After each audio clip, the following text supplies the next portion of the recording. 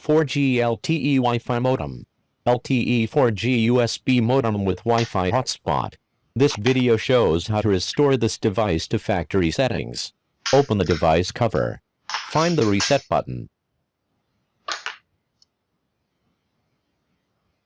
This is the reset button. Use this button to restore factory settings.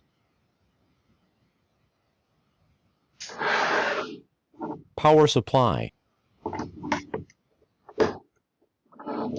LED light. Red light. Flashing light. Wait until the light turns green. Green light. Follow these steps.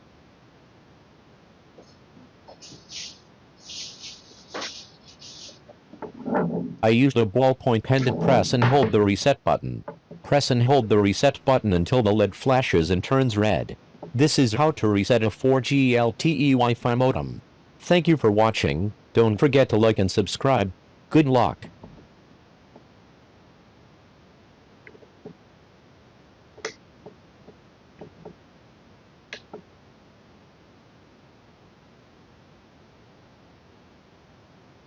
Device reset complete.